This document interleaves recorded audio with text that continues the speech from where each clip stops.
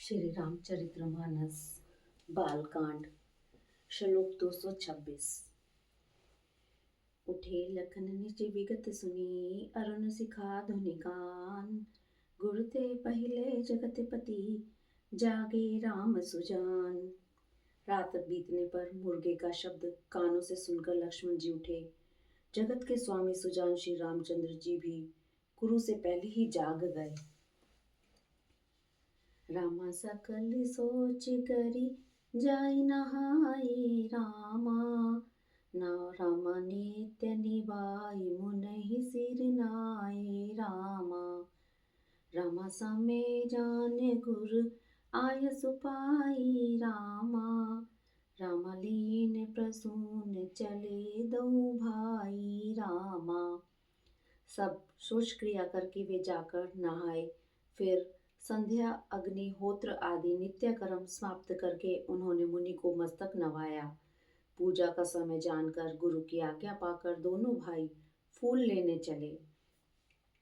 रामा भूप बाग बर देखो जाई रामा। रामा जय बसंत ऋतु रही लुभाई रामा। रामा लागे विटप मनोहर नाना रामा। रामा बरन बरन बर बेल बिताना रामा। उन्होंने जाकर राजा का सुंदर बाग देखा, जहाँ बसंत ऋतु लुभा लुभा कर रह गई है। मन को लुभाने वाले अनेक वृक्ष लगे हैं, रंग बिरंगी उत्तम लताओं के मंडप छाए हुए हैं। रामा नव पल्लव फल सुमन सुहाई रामा। रामा निज संपत्ति गुरु रूख लजाई रामा। रामा चातक कोकिल कीर चकोरा रामा। रामा कूजत विहग नटत कल मोरा रामा। नए पत्तों, फल और फूलों से युक्त सुंदर वृक्ष अपनी संपत्ति से कल वृक्ष को भी लजा रहे हैं। पपीहे, कोयल, तोते, चकोर आदि पक्षी मीठी बोली बोल रहे हैं और मोर सुंदर नृत्य कर रहे हैं। रामा मध्य बाग सरु सो सुहावा रामा। रामा मणि सोपान विचित्र बनावा रामा। रामा विमल सलिल सरसिज बहुरंगा रामा। रामा जल खग कूजत कुंजत भृंगा रामा। बाग के बीचों बीच सुहावना सरोवर सुशोभित है, जिसमें मणियों की सीढ़ियां विचित्र ढंग से बनी हैं। उसका जल निर्मल है, जिसमें अनेक रंगों के कमल खिले हुए हैं। जल के पक्षी कलरव कर रहे हैं और भ्रमर गुंजार कर रहे हैं। बाग तड़ाग विलोक प्रभु हर्षे बंधु समेत। परम रम्य आराम यह जो रामई सुख देत। बाग और सरोवर को देखकर प्रभु श्री रामचंद्र जी भाई लक्ष्मण जी सहित हर्षित हुए। यह बाग वास्तव में परम रमणीय है, जो श्री रामचंद्र जी को सुख दे रहा है। चहुद से चितई पूछी मालीगन लगे लेन दल फूल मुदित मन। तेई अवसर सीता तह आई गिरजा पूजन जन ने पढ़ाई। चारों ओर दृष्टि डालकर और मालियों से पूछकर वे प्रसन्न मन से पत्र पुष्प लेने लगे। उसी समय सीता जी वहां आई। माता ने उन्हें गिरिजा जी की पूजा करने के लिए भेजा था। संग सखी सब सुबह सयानी गावही गीत मनोहर वाणी। सर समीप गिरजा गृह शोभा बरन न जाय देख मन मोहा। साथ में सब सुंदरी और सयानी सखियां हैं, जो मनोहर वाणी से गीत गा रही हैं। सरोवर के पास गिरिजा जी का मंदिर सुशोभित है, जिसका वर्णन नहीं किया जा सकता। देखकर मन मोहित हो जाता है। मंजन करी सर सखिन समेता गए मुदित मन घोर निकेता। पूजा कीन अधिक अनुरागा निज अनुरूप सुभग बर आगा। सखियों सहित सरोवर में स्नान करके सीता जी प्रसन्न मन से गिरिजा जी के मंदिर में गई। उन्होंने बड़े प्रेम से पूजा की और अपने योग्य सुंदर वर मांगा। एक सखी सिय संग विहाई गई रही देखन फुलवाई। तेई दो बंधु विलोके जाई प्रेम विवश सीता पही आई। एक सखी सीता जी का साथ छोड़कर फुलवाड़ी देखने चली गई थी। उसने जाकर दोनों भाइयों को देखा और प्रेम में विहल होकर वह सीता जी के पास आई। तासु दशा देखी सखिन पुलक गात जल नैन, कहु कारण निज हर्ष कर पूछई सब मृदु बैन। सखियों ने उसकी दशा देखी कि उसका शरीर पुलकित है और नेत्रों में जल भरा है। सब कोमल वाणी से पूछने लगी कि अपनी प्रसन्नता का कारण बता। देखन बाग कुंवर दुई आए, बैल किशोर सब भांति सुहाए। श्याम घोर किम कहो बखानी, गिरा अनयन नयन बिनवानी। उसने कहा, दो राजकुमार बाग देखने आए हैं, किशोर अवस्था के हैं और सब प्रकार से सुंदर हैं। वे सांवले और गोरे रंग के हैं। उनके सौंदर्य को मैं कैसे बखान कर कहूँ। पानी बिना नेत्र की है और नेत्रों के पानी नहीं है। सुनी हर्ष सब सखी सयानी, सिय हिय अति उत्कंठा जानी। एक कहे नृप सुत तेई आली, सुने ते मुनि संग आए काली। यह सुनकर और सीता जी के हृदय में बड़ी उत्कंठा जानकर सब सयानी सखियां प्रसन्न हुई। तब एक सखी कहने लगी, हे सखी, ये वही राजकुमार हैं जो सुना है कि कल विश्वामित्र मुनि के साथ आए हैं। जिनने जी रूप मोहिनी डारी, कीने सब बस नगर नर नारी। बरनत छवि जयते सब लोगु, अवस देख ही देखन जोगु। और जिन्होंने अपने रूप की मोहिनी डालकर नगर के स्त्री पुरुषों को अपने वश में कर लिया है। जहाँ तहाँ सब लोग उन्हीं की छवि का वर्णन कर रहे हैं। अवश्य चलकर उन्हें देखना चाहिए, वे देखने ही योग्य हैं। तासु वचन अतिशयनि सुहाने, दर्श आगे लागे लोचन अकुलाने। चली अग्र करी प्रिय सखी होई, प्रीति पुरातन लखई न कोई। उसके वचन सीता जी को अत्यंत ही प्रिय लगे और दर्शन के लिए उनके नेत्र अकुला उठे। उसी प्यारी सखी को आगे करके सीता जी चली। पुरानी प्रीति को कोई लख नहीं पाता। सुमरे से नारद वचन, उपजे प्रीति पुनीत। चकित विलोकत सकल दिशि, जन शिशु मृगी सभीत। नारद जी के वचनों का स्मरण करके सीता जी के मन में पवित्र प्रीति उत्पन्न हुई। वे चकित होकर सब ओर इस तरह देख रही है मानो डरी हुई मृग छोनी इधर उधर देख रही हो। कंकन किंकनी नुपुर धुनि सुनी, कहत लगन सन राम हृदय गुनी। मानो मदन दुदुम्बी दीनी, मनसा विश्व विजय कह कीनी। कंकन, करधनी और पाजीब के शब्द सुनकर श्री रामचंद्र जी के हृदय में विचार कर लक्ष्मण से कहते हैं, यह ध्वनि ऐसी आ रही है मानो कामदेव ने विश्व को जीतने का संकल्प करके डंके पर चोट मारी है। रामा अस कही फिरी, चितई तेई ओरा रामा। रामा सिय मुख ससी, भय नयन चकोरा रामा। रामा भय विलोचन, चारु अचंचल रामा। रामा मनऊ सकुच, निमित जे दिगंचल रामा। ऐसा कहकर श्री रामचंद्र जी ने फिर कर उस ओर देखा। श्री सीता जी के मुख रूपी चंद्रमा को निहारने के लिए उनके नेत्र चकोर बन गए। सुंदर नेत्र स्थिर हो गए, टकटकी लग गई, मानो निमि जनक जी के पूर्वज ने, जिनका सबकी पलकों में निवास माना गया है।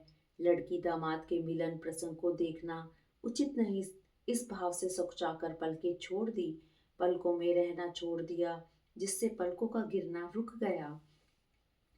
रामा देख सिय शोभा सुख पावा रामा। रामा हृदय सराहत वचन न आवा रामा। रामा जन विरंच सब निज निपुनाई रामा। रामा विरच विश्व कह प्रकटि दिखाई रामा। सीता जी की शोभा देखकर श्री राम जी ने बड़ा सुख पाया। हृदय में वे उसकी सराहना करते हैं, किंतु मुख से वचन नहीं निकलते। वह शोभा ऐसी अनुपम है मानो ब्रह्मा ने अपनी सारी निपुणता को मूर्तिमान कर संसार को प्रकट करके दिखा दिया हो। रामा सुंदरता कहु सुंदर करई रामा। रामा छवि ग्रह दीप सिखा जन बरई रामा। रामा सब उपमा कबि रहे जुठारी रामा। रामा के ही पट तरौ विदेह कुमारी रामा। वह सीता जी की शोभा को देखकर और भी सुंदर करने लगी। वह ऐसी मालूम होती है मानो सुंदरता रूपी घर में दीपक की लो जल रही हो। अब तक सुंदरता रूपी भवन में अंधेरा था, वह भवन मानो सीता जी की सुंदरता रूपी दीप शिखा को पाकर जगमगा उठा है, पहले से भी अधिक सुंदर हो गया है। सारी उपमाओं को तो कवियों ने झूठा कर रखा है। मैं जनक नंदनी श्री सीता जी की किससे उपमा दूं। सिय शोभा हिय बरन प्रभु आपन दशा विचार, बोले सुचि मन अनुज सन वचन समय अनुहार। इस प्रकार हृदय में सीता जी की शोभा का वर्णन करके और अपनी दशा को विचार कर प्रभु श्री रामचंद्र जी पवित्र मन से अपने छोटे भाई लक्ष्मण से समय अनुकूल वचन बोले। रामा तात जनक तनया यह सोई रामा, रामा धनुष जगह जेहि कारण होई रामा, रामा पूजन घोरी सखी ले आई रामा, रामा करते प्रकाश फिरई फुलवाई रामा।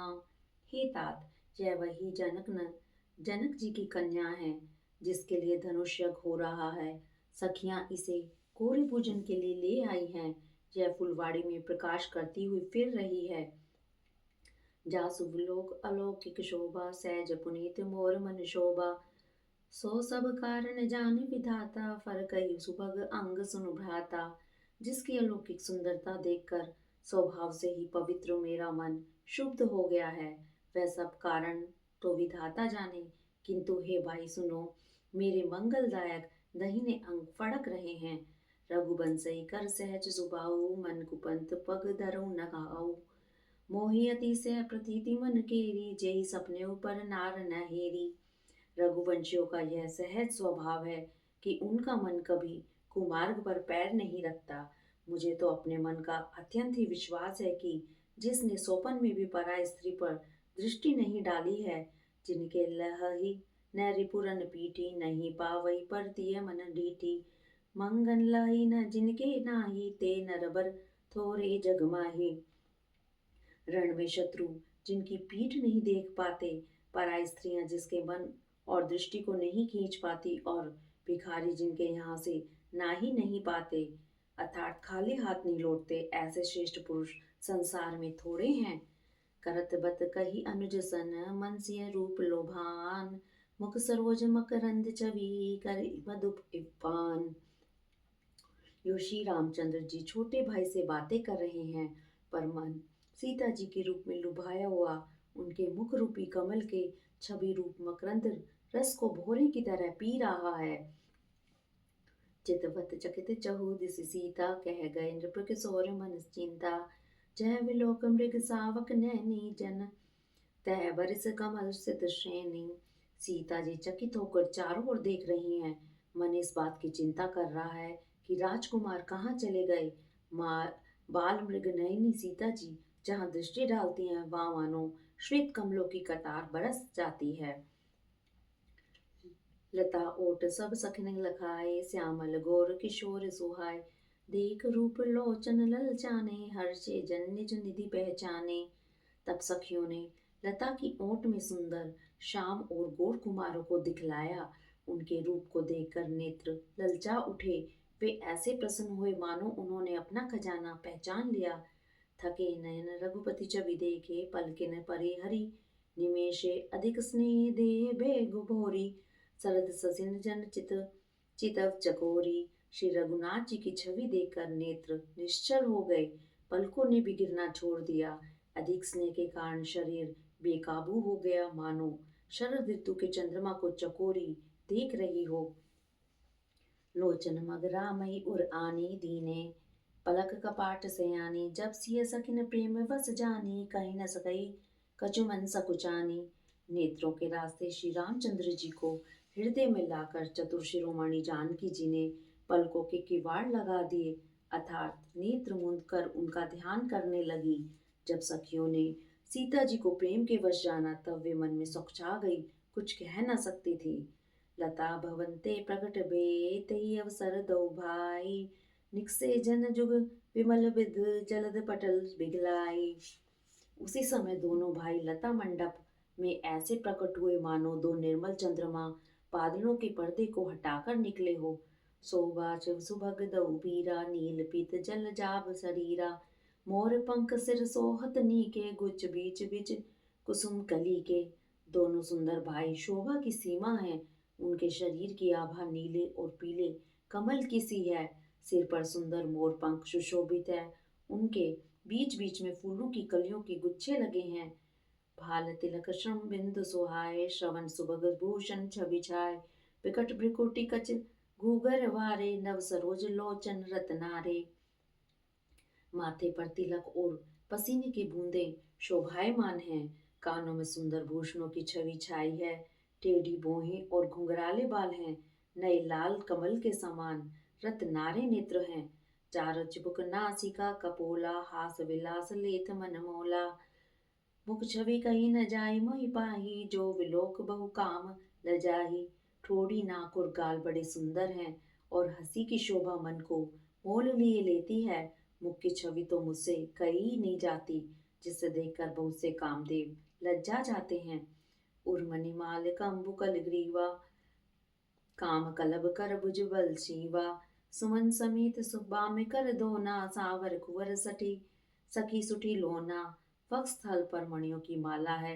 शंख के सदृश सुंदर गला है। कामदेव की हाथी के बच्चे की सूंड के समान भुजाएं हैं जो बल की सीमा है। जिसके बाएं हाथ में फूलों सहित दोना है। हे सखी, वह सांवला कुंवर तो बहुत ही सलोना है। गहरी कटिपट पीत धर सुषमा शील निधान। देखी भानुकुल भूष नहीं बिसरा सखिन अपान। सिन की सी पतली लचीली कमर वाले पीताम्बर धारण किए हुए शोभा और शील के भंडार सूर्य कुल के भूषण श्री रामचंद्र जी को देखकर सखियां अपने आप को भूल गईं। धरि धीरज एक आली सयानी सीता सन बोली गही पानी। बहुरी गोर कर ध्यान करे हूँ भूप किशोर देख किन लेहू। एक चतुर सखी धीरज धरकर हाथ पकड़कर सीता जी से बोली, गिरिजा जी का ध्यान फिर कर लेना। इस समय राजकुमार को क्यों नहीं देख लेती। सकुच सिय तब नयन उगारे सन्मुख दो रघु सिंह निहारे। नख सिख देख राम के शोभा सुमरे पिता पनु मनुअति शोभा। तब सीता जी ने सब चाकर नेत्र खोले और रघुकुल के दोनों सिन्हों को अपने सामने देखा। नख से शिखा तक श्री रामचंद्र जी की शोभा देखकर और फिर पिता का प्रण याद करके उनका मन बहुत शुद्ध हो गया। पर बस सखिन लखी जब सीता भयो गयो सब कही सभीता। पुनि आयुब एहि बैरई काली अस कही न मन बेहसी एक आली। जब सखियों ने सीता जी को परवश देखा तब सब भयभीत होकर कहने लगी, बड़ी देर हो गई, अब चलना चाहिए, कल इसी समय फिर आएंगी। ऐसा कहकर एक सखी मन में हंसी। गूढ़ गिरा सुन सिय सकुचानी भयो विलंब मात भय मानी। धरी बड़ी धीर राम उर आने फिर अपनौ पितु बस जाने। सखी की यह रहस्य भरी वाणी सुनकर सीता जी सकुचा गई। देर हो गई जान उन्हें माता का भय लगा। बहुत धीरज धरकर वे श्री रामचंद्र जी को हृदय में ले आई और उनका ध्यान करती हुई अपने को पिता के अधीन जानकर लौट चली। देखन मिस मृग बिहग तरु फिरई बहोर बहोर। निरख निरख रघुबीर छवि बाढ़ई प्रीत न तोर। मृग पक्षी और वृक्षों को देखने के बहाने सीता जी बार बार घूम जाती हैं और श्री रामचंद्र जी की छवि देख देख कर उनका प्रेम कम नहीं बढ़ रहा है, अर्थात बहुत ही बढ़ता जाता है। जान कठिन शिव चाप बसूरत चली राख उर श्यामल मूर्त। प्रभु जब जात जाने की जानी सुख स्नेही शोभा गुण खानी। शिव जी के धनुष को कठोर जानकर वे विसूरती मन में विलाप करती हुई हृदय में श्री राम जी की सांवली मूर्ति को रखकर चली। शिव जी के धनुष की कठोरता का स्मरण आने से उन्हें चिंता होती थी कि ये सुकुमार रघुनाथ जी उसे कैसे तोड़ेंगे। पिता के प्रण की स्मृति से उनके हृदय में क्षोभ था, इसलिए मन में विलाप करने लगी। प्रेमवश ऐश्वर्य की विस्मृति हो जाने से ही ऐसा हुआ। फिर भगवान के बल का स्मरण आते ही वे हर्षित हो गई और सांवली छवि को हृदय में धारण करके चली। प्रभु श्री राम जी ने जब सुख स्नेह शोभा और गुणों की खान श्री जानकी जी को जाती हुई जाना, परम प्रेम में मृदु मसीकीनी चार चित भीति लखि लिखि दीन लीनी गई भवानी भवन बहोरी बंदी चरण बोली कर जोरी। तब परम प्रेम की कपूर कोमल स्याही बनाकर उनके स्वरूप को अपने सुंदर चित्ररूपी भित्ति पर चित्रित कर लिया। सीता जी पुनः भवानी जी के मंदिर में गई और उनके चरणों की वंदना करके हाथ जोड़कर बोली, जय जय गिरिभर राज किशोरी, जय महेश मुख चंद चकोरी, जय गजबदन षडानन माता, जगत जननी दामिनी दुति गाता। हे श्रेष्ठ पर्वतों के राजा, हिमाचल की पुत्री पार्वती, आपकी जय हो, जय हो। हे महादेव जी के मुख रूपी चंद्रमा की और टकटकी लगाकर देखने वाली चकोरी, आपकी जय हो। हे हाथी के मुख वाले गणेश जी की और 6 मुख वाले स्वामी कार्तिक जी की माता, हे जगत जननी, हे बिजली की सी कांति युक्त शरीर वाली, आपकी जय हो। नहीं तब आदि मध्य अवसाना, अमित प्रभाव वेद नहीं जाना। भव भव विभव पराभव कारिणी, विश्व मोहिनी सवस विहारिणी। आपका न आदि है, न मध्य है और न अंत है। आपके असीम प्रभाव को वेद भी नहीं जानते। आप संसार को उत्पन्न, पालन और नाश करने वाली है, विश्व को मोहित करने वाली और स्वतंत्र रूप से विहार करने वाली हैं। पति देवता सूतीय महु, मात प्रथम तव रेख, महिमा अमित न सकई कही, सहस शारदा शेष। पति को इष्ट देव मानने वाली श्रेष्ठ नारियों में हे माता, आपकी प्रथम गणना है। आपकी अपार महिमा को हजारों सरस्वती और गणेश जी भी नहीं कह सकते। सेवत तो ही सुलभ फलचारी, बरदायिनी पुरारी पियारी, देव पूजी पद कमल तुम्हारे, सुर नर मुनि सब होए सुखारे। हे वर देने वाली, हे त्रिपुर के शत्रु शिव जी की प्रिय पत्नी, आपकी सेवा करने से चारों फल सुलभ हो जाते हैं। हे देवी, आपके चरण कमलों की पूजा करके देवता, मनुष्य और मुनि सभी सुखी हो जाते हैं। मोर मनोरथ जानहुनि के, बसौ सदा उरपुर सबही के, कीनौ प्रकट न कारण ते ही, अस्कई चरण गहे बह देही। मेरे मनोरथ को आप भली भांति जानती हैं, क्योंकि आप सदा सबके हृदय रूपी नगरी में निवास करती हैं। इसी कारण मैंने उसको प्रकट नहीं किया। ऐसा कहकर जानकी जी ने उनके चरण पकड़ लिए। विनय प्रेम बस गई भवानी, खसी माल मूर्ति मुस्कानी, सादर सिए प्रसाद सिर धरऊ, बोली गोर हर्ष ये भरऊ। गिरिजाजी सीता जी के विनय और प्रेम के वश में हो गई। उनके गले की माला खिसक पड़ी और मूर्ति मुस्कुराई। सीता जी ने आदर पूर्वक उस प्रसाद को सिर पर धारण किया। गौरी जी का हृदय हर्ष से भर गया और वे बोली, सुन सिय सत्य अशीष हमारी, पूजई मन कामना तुम्हारी। नारद वचन सदा सुचिचा साचा, जो बरु मिलहि जाहि मनुराचा। हे सीता, हमारी सच्ची आशीष सुनो, तुम्हारी मनोकामना पूरी होगी। नारद जी का वचन सदा पवित्र, संशय भ्रम आदि दोषों से रहित और सत्य है। जिसमें तुम्हारा मन अनुरक्त हो गया है, वही वर तुमको मिलेगा। मनुजा मनुजा हीरा चऊ मिलहि, सोबर सहज सुंदर, सांवरो करुणा निधान, सुजान शील स्नेहु जानत रावरो। एहि भांति गोरी आशीष सुनि सिय सहित हिय, हर्षि अली तुलसी भवानहि पूजी, पुनि पुनि मुदित मन मंदिर चली। जिसमें तुम्हारा मन अनुरक्त हो गया है, वही स्वभाव से ही सुंदर सांवलावर श्री रामचंद्र जी तुमको मिलेगा। वह दया का खजाना और सुजान सर्वज्ञ है, तुम्हारे शील और स्नेह को जानता है। इस प्रकार श्री गौरी जी का आशीर्वाद सुनकर जानकी जी समेत सब सखियां हृदय में हर्षित हुई। तुलसीदास जी कहते हैं, भवानी जी को बार बार पूछकर सीता जी प्रसन्न मन से राजमहल को लौट चली। जान गौरी अनुकूल सिय हिय, हर्ष न जाए कही, मंजुल मंगल मूल बाम, अंग फर कन लगे। गौरी जी को अनुकूल जानकर सीता जी के हृदय को जो हर्ष हुआ, वह कहा नहीं जा सकता। सुंदर मंगलों के मूल उनके बाएं अंग फड़कने लगे। हृदय सराहत सिय लोनाए, गुर समीप गवने दो भाई, राम कहा सब कौशिक पाई, सरल स्वभाव छुअत चलनाई।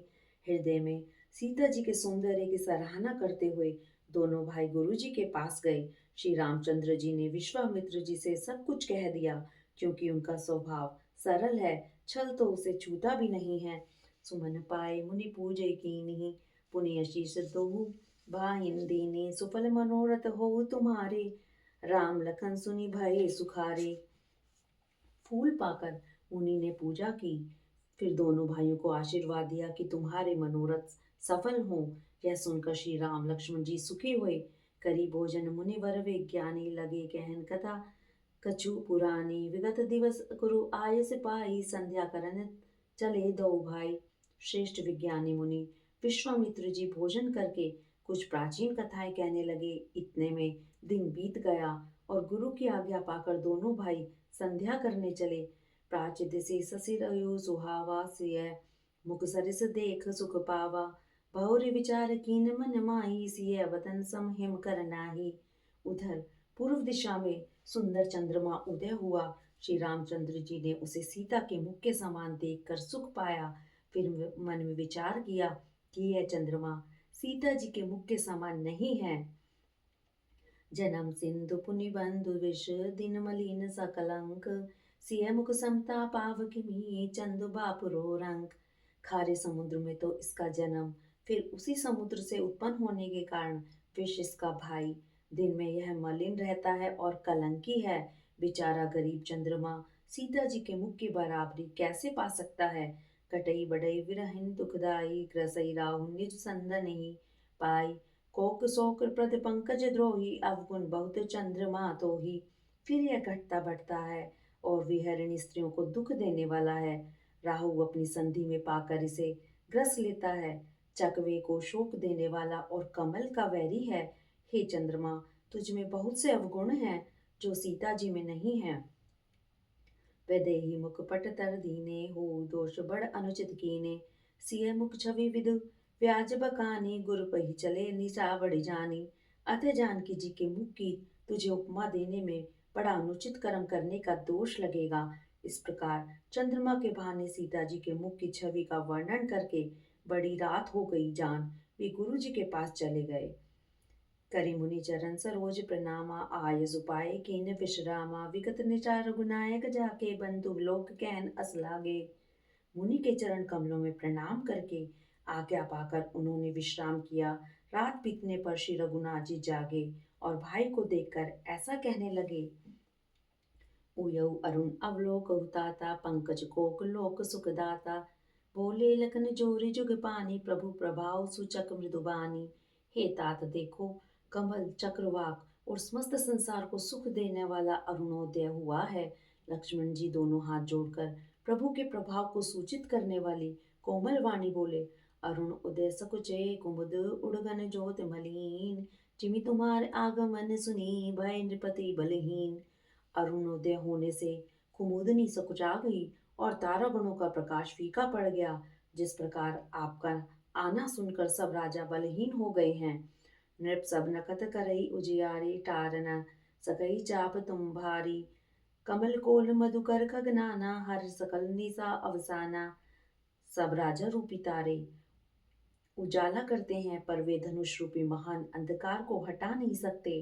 रात्रि का अंत होने से जैसे कमल, चकवे, भोरे और नाना प्रकार के पक्षी हर्षित हो रहे हैं, ऐसे ही प्रभु सब भगत तुम्हारे, होई टूटे धनुष सुखारे। उभयउ भानु बिन श्रम तम नाना, दूरे नकत जग तेज प्रकाशा। वैसे ही हे प्रभु, आपके सब भक्त धनुष टूटने पर सुखी होंगे। सूर्य उदय हुआ, बिना ही परिश्रम अंधकार नष्ट हो गया। तारे छिप गए, संसार में तेज का प्रकाश हो गया। रवि निज उदय व्याज रघुराया, प्रभु प्रताप सब नृपन दिखाया। तब भुजबल महिमा उदघाटी, प्रगट धनु विघटन परिपाटी। हे रघुनाथ जी, सूर्य ने अपने उदय के बहाने सब राजाओं को प्रभु का प्रताप दिखलाया है। आपकी भुजाओं के बल की महिमा को उद्घाटित करने के लिए ही धनुष तोड़ने की यह पद्धति प्रकट हुई है। बंधु वचन सुनि प्रभु मुस्काने, होए सुचि सहज पुनीत नहाने। नित्य क्रिया करी गुरु पही आए, चरण सरोज सुभग सिर नाए। भाई के वचन सुनकर प्रभु मुस्कुराए। फिर स्वभाव से ही पवित्र श्री राम जी ने शोच से निवृत्त होकर स्नान किया और नित्य कर्म करके वे गुरु जी के पास आए। और आकर उन्होंने गुरु जी के सुंदर चरण कमलों में सिर नवाया। सतानंद जब जनक बुलाए, कौशिक मुनि पही तुरत पठाए। जनक विनय तीन आए सुनाई, हर्षे बोले ले दो भाई। तब जनक जी ने शतानंद जी को बुलाया और उन्हें तुरंत ही विश्वामित्र मुनि के पास भेजा। उन्होंने आकर जनक जी की विनती सुनाई।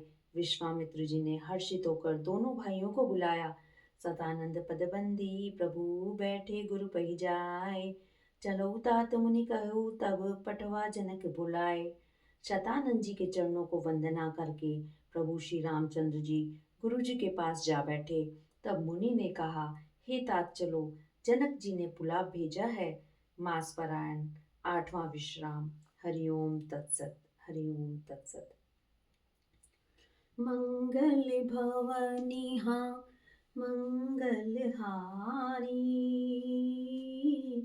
धरहु सुदशरथ अजर बिहारी। राम सिया राम जय जय राम।